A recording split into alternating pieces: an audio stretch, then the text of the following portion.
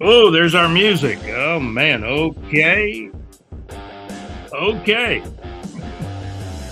Got a treat for everybody, including our executive producer JC. Man, he always enjoys hearing New York Joe. We got Joe with us. Good morning, Scott. Man, I really could use some coffee though. It's still kind of early in the morning. Yeah, So there there you we go. go. Bust it out. Got a cup of coffee coming. How you feeling better, Joe? I know you were under the weather for a day or I, two. I was under the weather. I'm feeling much better. Okay. Things are great. I'm looking forward to the NFL draft, which comes up in about 11 days. So we'll talk Well, about that in a little while. and you know what, Joe? Usually I get excited and start looking at mock drafts because the Jaguars always, with the mock drafts, the Jaguars always seem to have a top five pick year in and year out, but not this year because they traded the pick. Well, then that leads us to the big question. Is Travis Okay. Hunter going to be is he going to be a bust, or is he going to be the player that we think he's going to be Well, when the Jags traded that pick for him? I don't think he's going to be a bust. I think he's got to be healthy. He did catch a touchdown pass.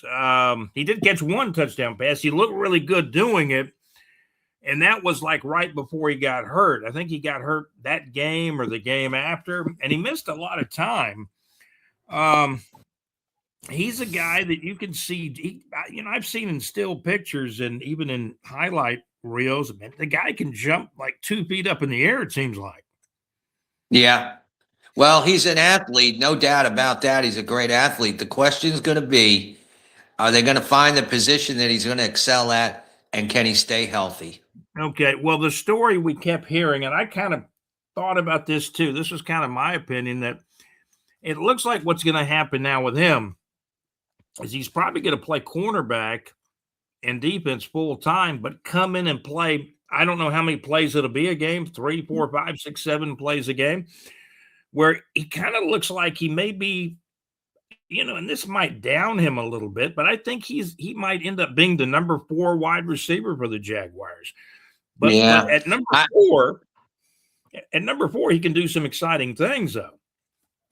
I agree with that, but I'm also, I've been touting this for a few weeks now on the show. They need him on punt returns and kickoff returns. He's explosive. Get him out there, Yeah. let him return some kicks. He reminds me of the guy Rashid for the Yeah. Seahawks. Well, The and the you know Parker Washington's done a great job at that too. And I guess now Parker Washington's probably the number 3 wide receiver. Yeah. Maybe Travis Hunter is the number 4, but don't trade Brian Thomas Jr. I mean, it took nearly 15, 20 years for the Jaguars even to find a number 1 wide receiver. Well, didn't they just sign him to an extension? Not him. He's still on a rookie deal. Oh, all right. I thought I read something about that the last couple of weeks. Jacoby Myers was signed to a deal. Okay. I think after he played 5 or 6 games and he was such a help to Trevor Lawrence. He got a new contract extension like 5 or 6 games that he had played with the Jaguars after the trade with the Raiders. Okay. All right. I'll go along with that. I thought I saw something about Tom's. I'll check it out though. Okay. Well, we I can was go ahead. Go ahead, Joe. I was perusing the Perusing. salary cap.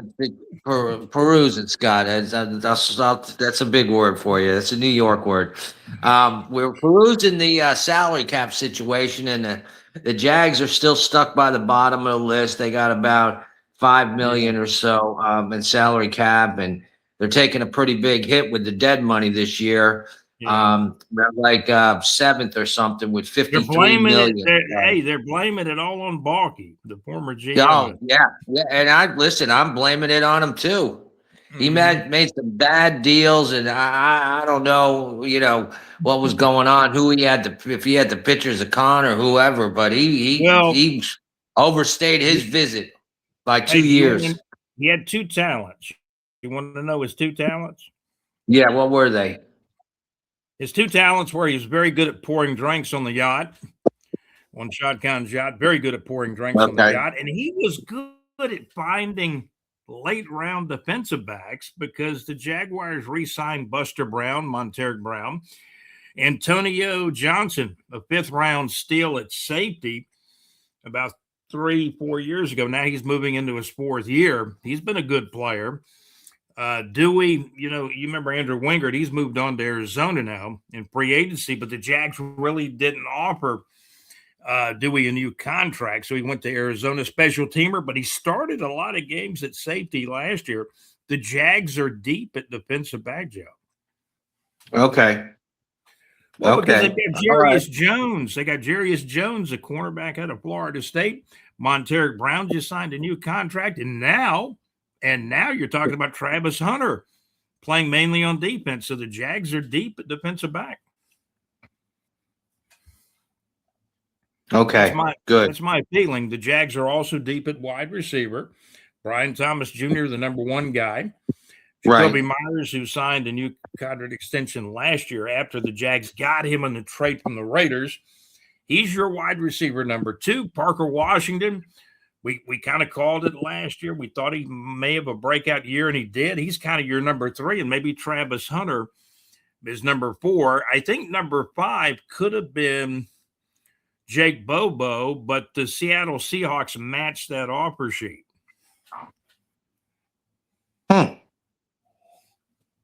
So that's what happened with that. Okay. He's a good blocking wide receiver, so he might have been the number 5 guy after it shook down in training camp. But, Joe, let's move to, just for a moment now. Yeah. We're not trying to get it out of the way, but we want to honor Michigan, who won the national championship in college basketball, and I've got it edited with the proper score. I always said that Michigan won, but we had to update the score. Michigan 69, UConn 63.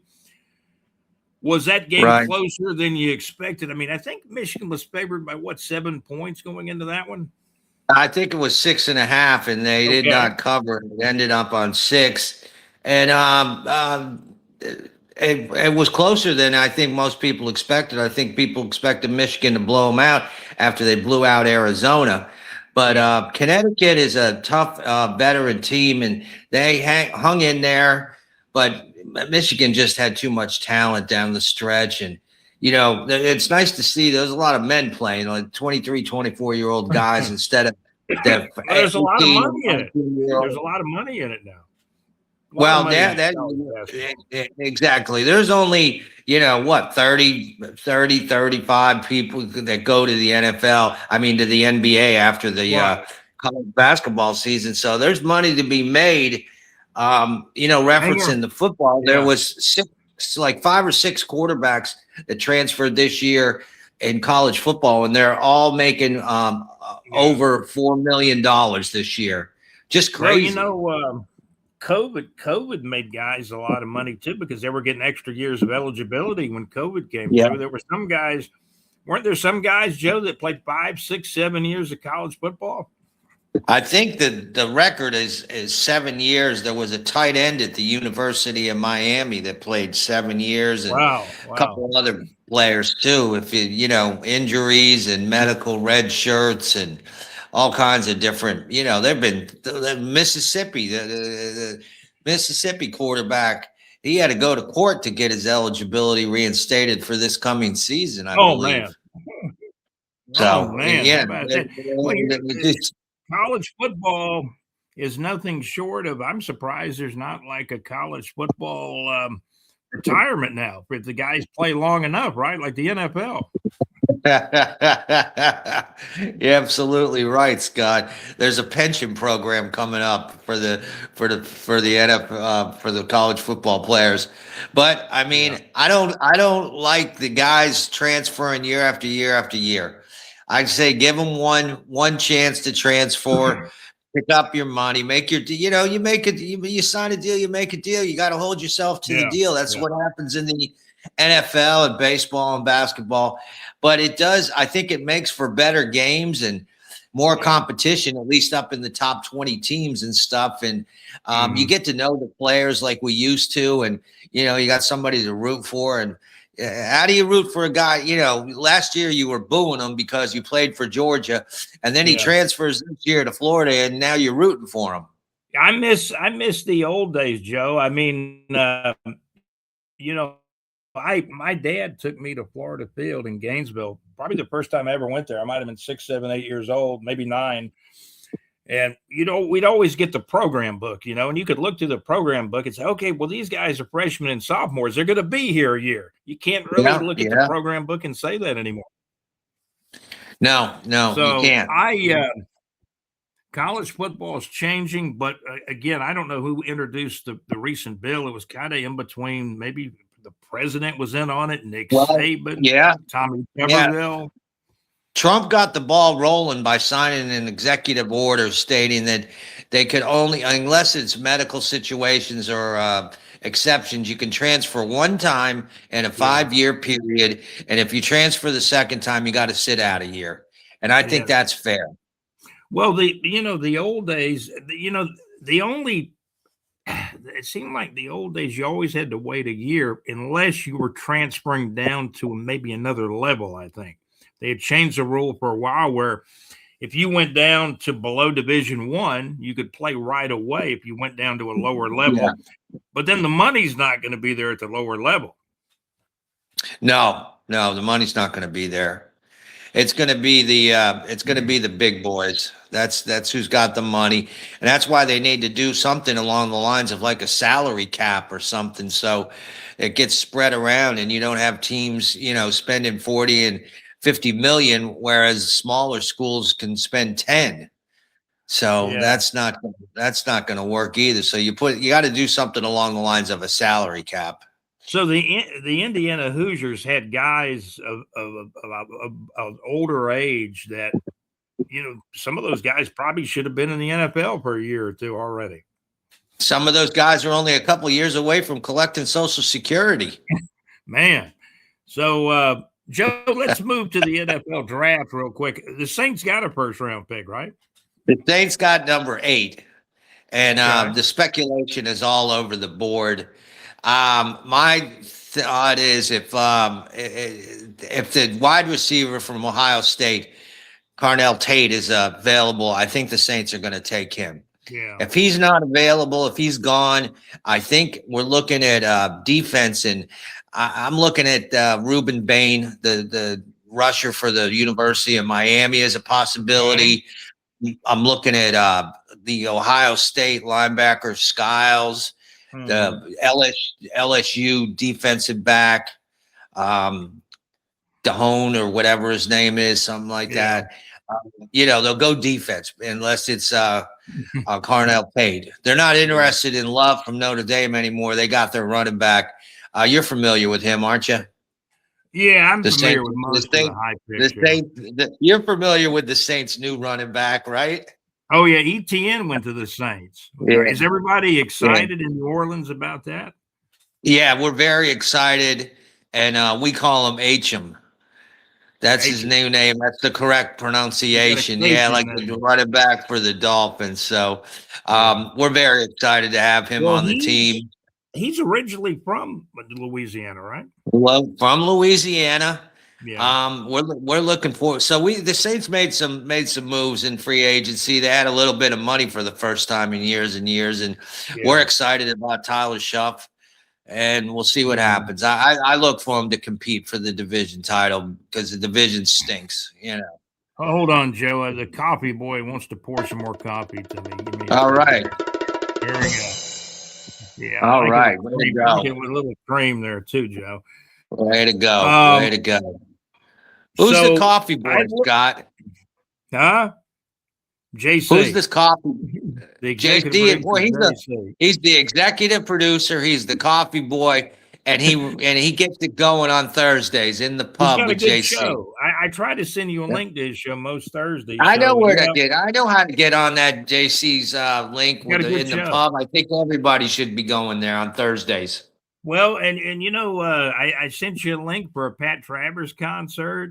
He's going to be coming to Jacksonville May 1st to get a little North Florida entertainment in. Boom, boom, out go the lights. You ever heard of Pat Travers?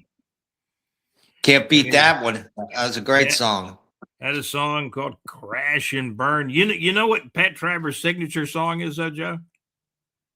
I thought it was "Boom Boom, Out Go the Lights." Well, that's one of them. That's the first song I ever heard way back in the late 70s, early 80s by Pat Travers. But he got another song called "Snorting Whiskey and Drinking Cocaine." Have you heard of that one? Oh yeah, sure, yeah, Oh yeah, yeah. old Pat Travers. He'll be in Jacksonville on May the 1st on Park Street at a little venue, the old Sunray Theater venue. It used to be a little movie theater, but they're going to clear it out, and now they call it the Five. Where they might have a comedy act there, but they have music groups and entertainment over there as well, and that's not too far from where world headquarters is over here. So Oh, all right. Well, you listen. You don't want to miss that, Scott. I'm looking for a ticket for that one. Probably going to get a ticket for that one in a day or two. All Um, right. what I was going to, and of course, your boy Barry Manilow, April 27th at the arena, but I'll just leave it at that.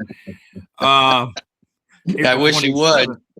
Well, he'll be gone. He'll be here and gone, and then Pat Travers is coming May 1st at the 5 on Park Street here in Jacksonville. But back to concerns of the draft. When we talk about the Jaguars do not have a first round pick because they were hunting up Travis Hunter, they traded a lot to move up. I mean, they moved back their first round, they moved up for their first round draft pick. They gave up their second round pick last year and their first round pick this year. What do you think, Joe? Was it too much to give up? Is what the Jaguars did. The jury is still out on that, and that's the thing. He's got to stay healthy, and he's got to bring something to the table. Right. If he can be a top level cornerback, plus come in on offense and give us some explosive plays 2 or 3 times a game, I think it's probably well worth it. I mean, he reminds me of Deion Sanders. And if you remember, Deion Sanders was playing defensive back. He was playing a little wide receiver, and he was returning punts. Well, he played college football for Deion Sanders at Colorado, and I think he was I believe he was at Jackson State too, wasn't he? Before Deion got to Colorado. Yes, he was. He transferred. Yep. He followed Deion to Colorado. As I remember, Travis Hunter had a good NIL deal as well at both places. Yeah, he was one of the few that was getting some money at the smaller school, Jackson State. And then Deion decided he'd strut over to Colorado, and he took Travis Hunter with him, and the rest is history because Travis Hunter was a great college football player. And he was. That was a fun team to watch, that Colorado team. So, Joe, here's the thing. The Jags are deep at wide receiver. They're deep at defensive back. I think they need to add a linebacker because they lost Devin Lloyd to Carolina, but still we're pretty good at linebacker even without Lloyd, I believe. But we need another linebacker in the middle rounds. But when you talk about the early picks, and the Jaguars got a lot of picks. They've got a lot of picks, but not a first-round pick. So I've kind of hypothesized that I think the Jags will not trade a player, but they might package 2 or 3 picks to get one pick to move up a little higher. Maybe not in the first round, but if they find a guy in the second, third, or fourth round they like, they might trade 2 or 3 picks to move up and get somebody.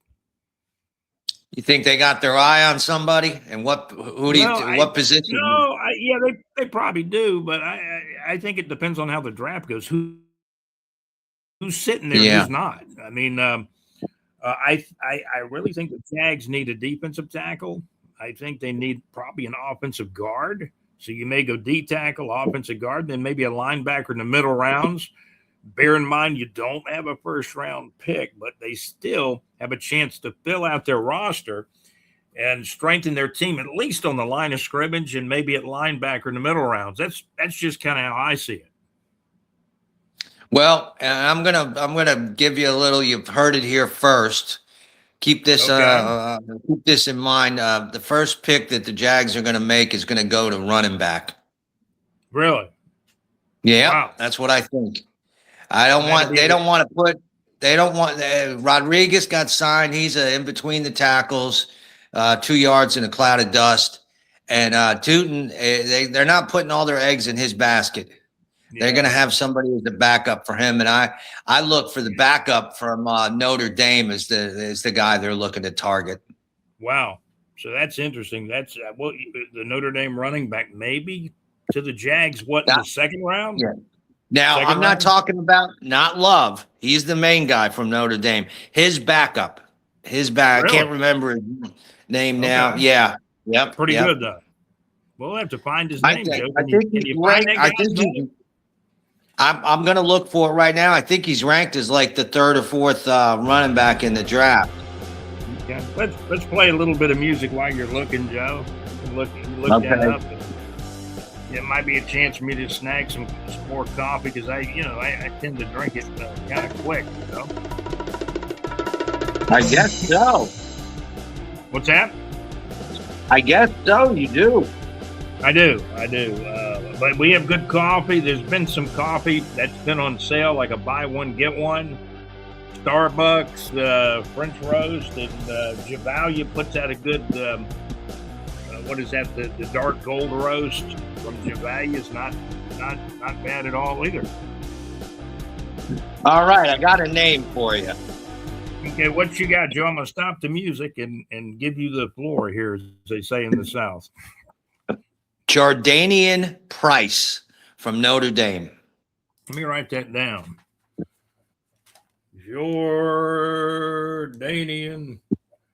Definitely a modern name, Jordanian. Jordanian Price out of Notre Dame, you're saying? Out of Notre Dame. Yep. Well, you were pretty good. Excuse me. You were pretty good with the ETN thing because you did mention the Saints long before I heard much of Saints banter as far as ETN. It was under the radar. Everybody was talking about Kansas City. They were, yeah. No, they were. No. The Kansas City was never in the picture. You know, here's the thing. You got a guy in New Orleans now with ETN that can run the ball. He can catch the ball. Great outlet guy for your quarterback. I really believe that. And here's the thing.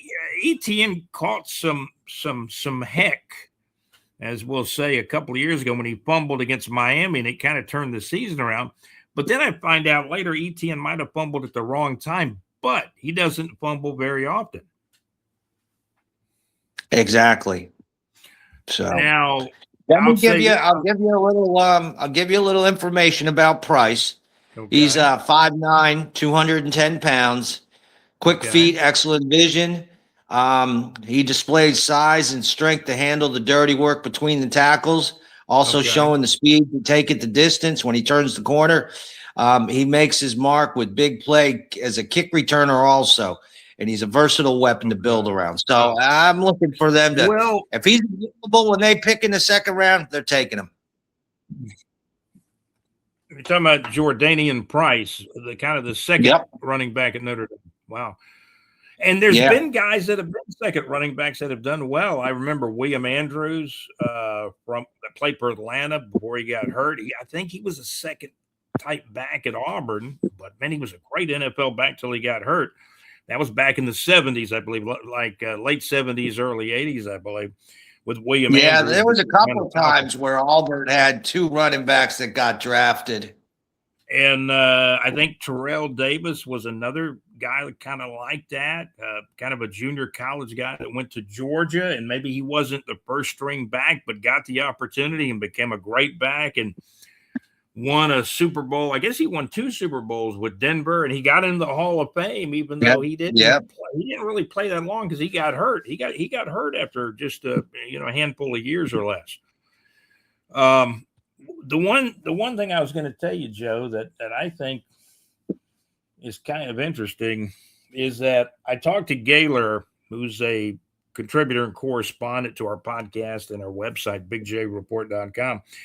I talked to Gaylor and I said, well, the one thing about the running back, do we have a guy on the roster that can do what ETN can do and do it consistently? And if we have that guy, we'll be okay. But if not, then we may have to go for a guy like you're talking about. I think you got. I don't think you can put the. I don't think you can put the burden on Tootin for the whole season.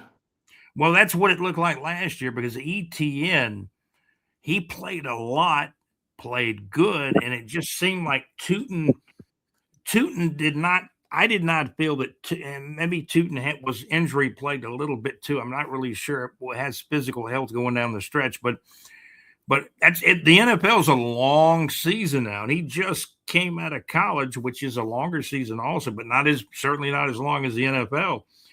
But when you think about it, I mean, I looked at it last year and I said, man, it's a good thing we had ETN because I just think ETN was far the superior back as far as a long lasting type of player who could play the majority of the season. He went the majority of the season, and I think Tootin might have fallen short. He's going to have to build up maybe a stamina to go the whole season. Yeah. Can the Jags count on Tootin? Can they? What's the running back they got from the Commanders? Rodriguez, I believe. Yes. So tell us why you're high on this running back from Notre Dame.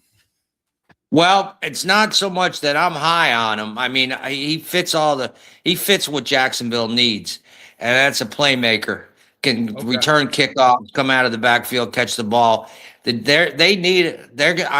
they need a running back. Now, maybe they'll go somewhere else and pick a different running back, but I think if this guy is available in the second round, they're definitely taking him. Now, they may have to move up to get him. That's the question. But they're taking a running back. Yeah, you're thinking he's a second round guy? Maybe they can get in the second round. And if he's the second running back at Notre Dame, you would think you could get him in the second round or later. Yeah, but they may have to, like you said, they may have to move up. I don't know that he's going to make, what do they got? Like about the 20th pick or so in the second round's not going to be extremely early in the second round. That's right. You're they're right. going to probably need to move up, like you said earlier in the podcast.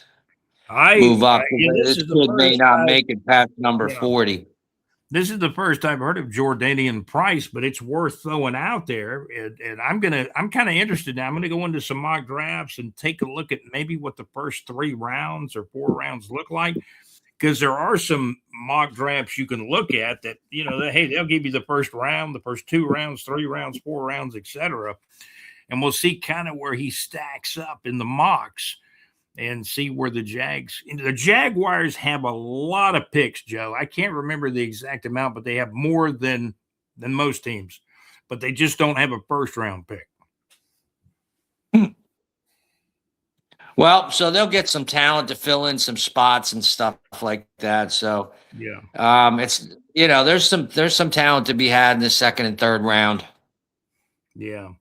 So well, Joe, I want to thank you for joining us today. I think we're getting close to our 30 minutes, but man, I've enjoyed it. And did you have anything else you want to throw out there about the draft coming up? Any surprises? Any kind of trends or situations you're seeing right now that I think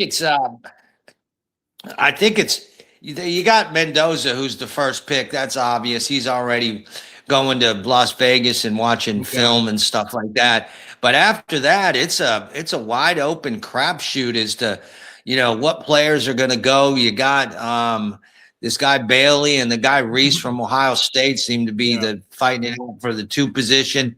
There's a lot of offensive linemen, defensive linemen, some defensive backs, wide receivers. That seems to be the hot place. I'm curious to see where the guy Simpson from Alabama, the second quarterback that's probably going to be taken, where he goes. I was surprised to see he's going to New York for the draft day. And man, I don't know that he's a lot to be taken in the first round.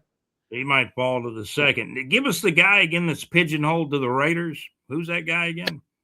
Well, Fernando Mendoza, that's the national quarterback for Indiana. The national championship for Indiana.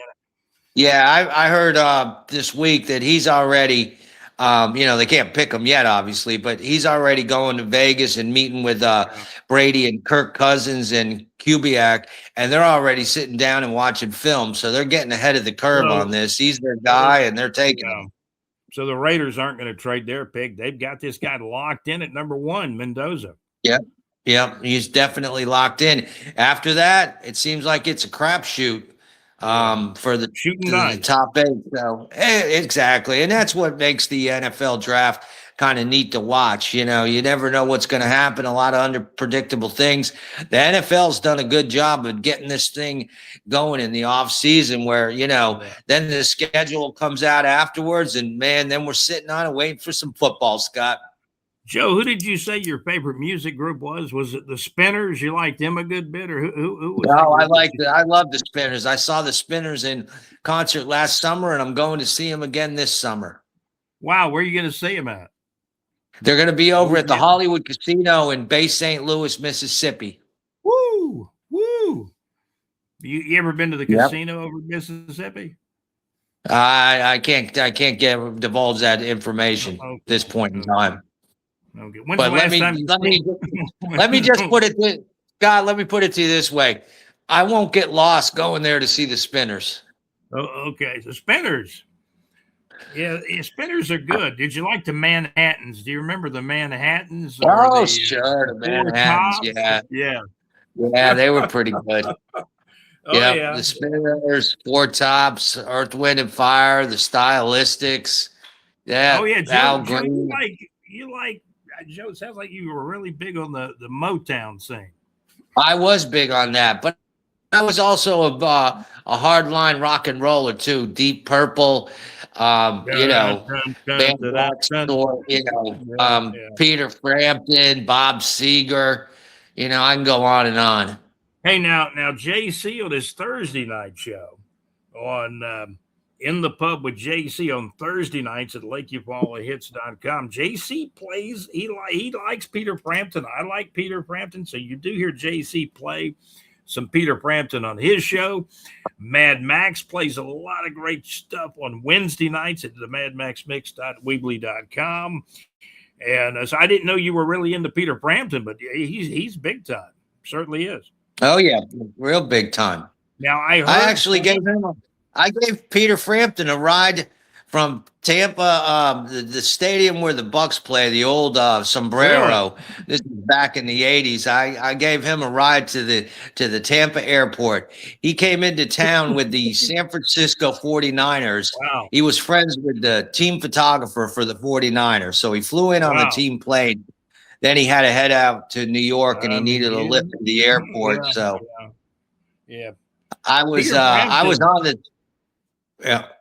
I was on the sideline taking pictures of the Tampa Bay San Francisco game, Scott. Okay. And I look to my right, and I see this long-haired blonde dude, and I'm like, man, he looks very familiar.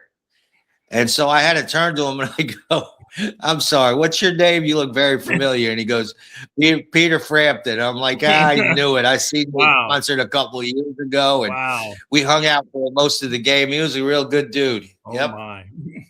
And Joe, you know a lot of characters. He's not really one of the characters. I mean, he's a straight up guy, I guess. Yeah, well, he's a semi character. So now I know most of them, Scott, and the ones I don't, I'll just Do you remember the song Peter Frampton did in the early 80s? It was called "I Can't Stand." What was it? "I Can't Stand It No More" or something like that. "I'm Going Away." You remember that? No, I don't remember that one. I remember "Do You Feel Like I Do?" I can't stand it. Feel like we do. You remember the little? Yeah.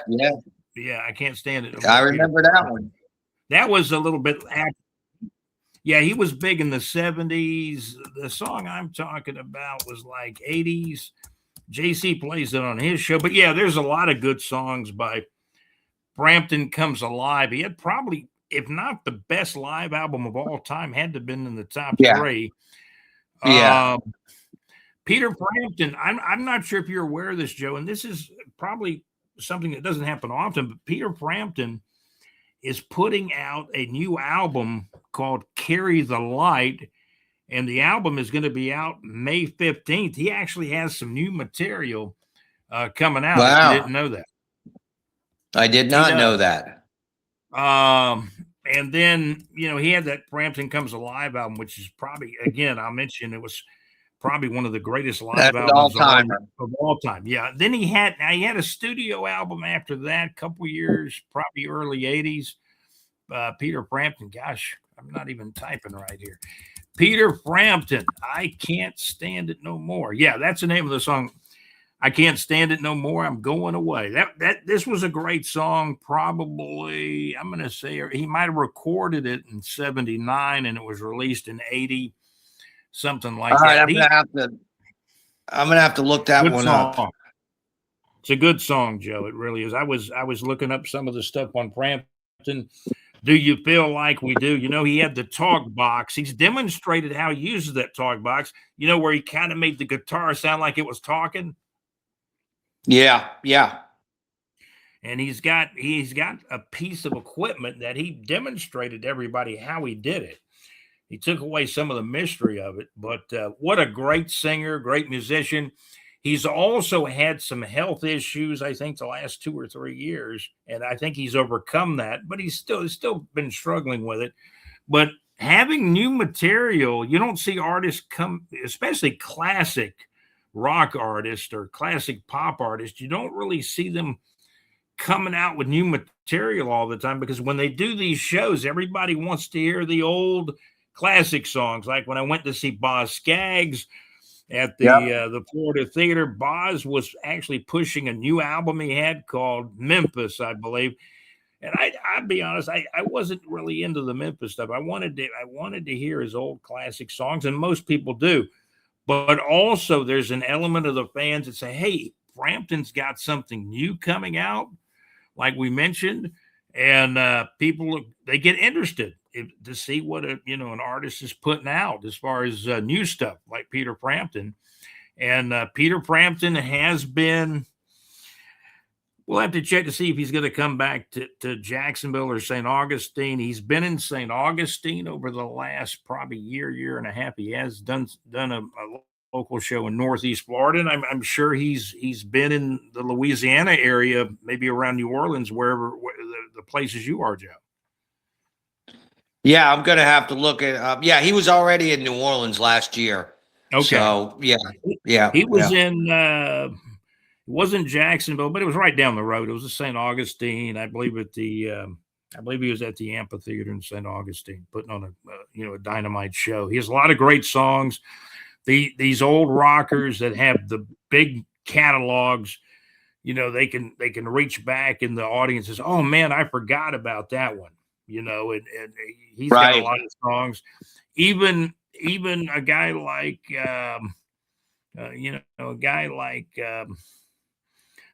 Pat Travers has a lot of good songs. Boom Boom, Out Go the Lights, Snorting Whiskey, and Crash and Burn, and drinking cocaine.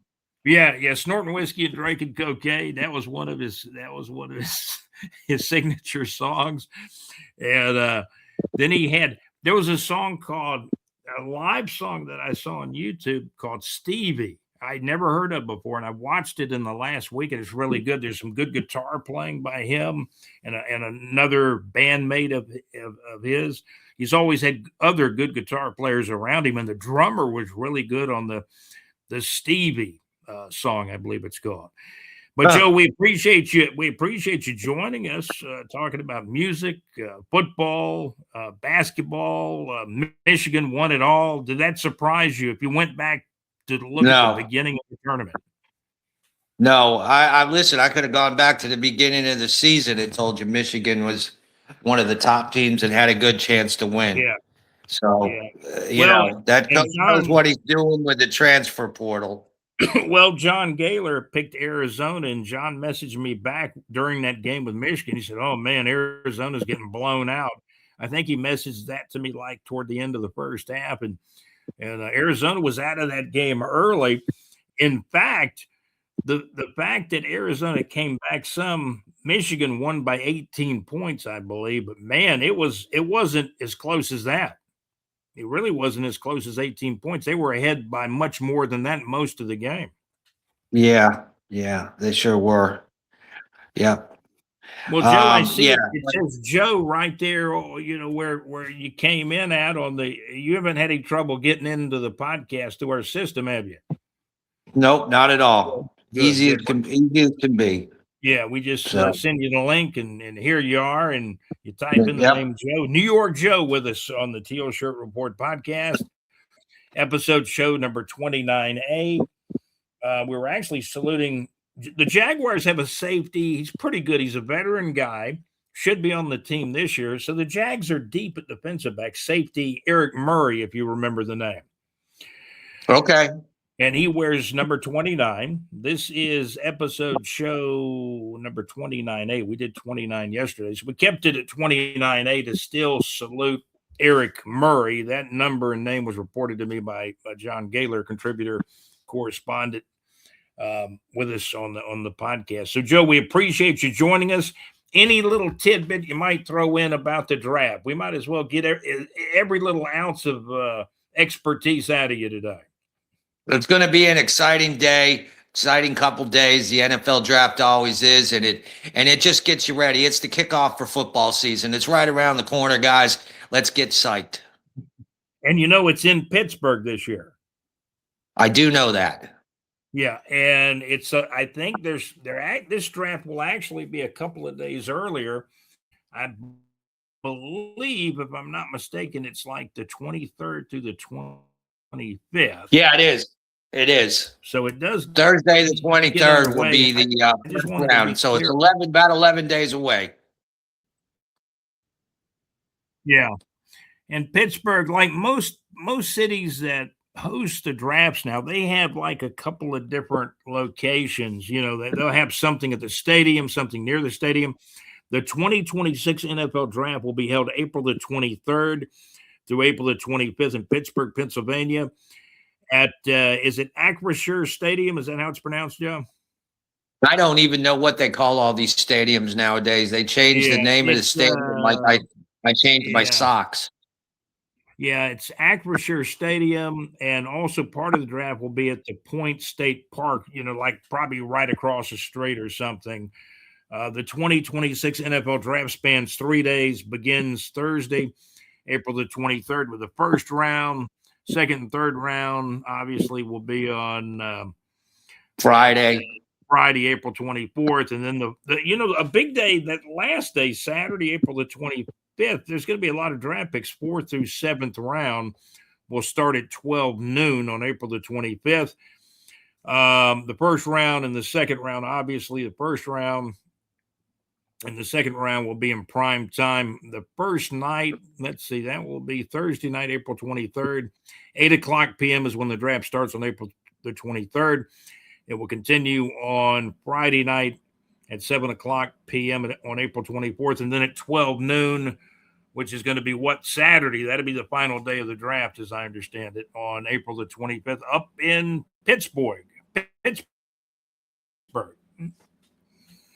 Let's get it on. So, Joe, the draft excites you. I do know that. Well, I know the draft excites me because I like to see where these players go, and I know football season's right around the corner after they have the draft. So, time to get serious. We'll wrap it up. I'll let you get to an adult beverage this morning or whatever you want, wherever you're headed. What do you got planned today, Joe? I'm going to watch the final round of the Masters. That's setting up to be a very exciting finish. There's about 7 guys within 3 shots. So I'm going to be right in front of the TV watching the Masters. Going into Sunday, Cameron Young and Rory McIlroy are right at the top, and there's some other guys right beneath them, I believe. Right there, and Scheffler's right there. I think he's 3 or 4 strokes back. So anything could happen.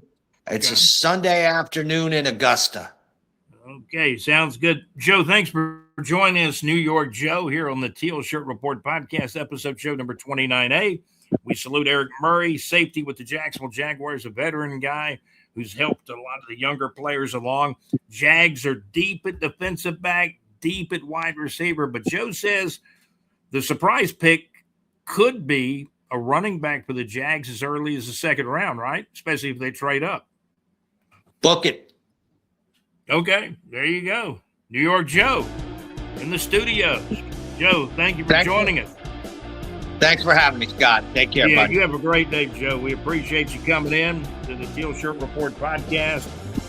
Brought to you by Saucerability and Capital, the MadMexMix.weebly.com, and by JC in the Pub, live on LakeEqualityHits.com.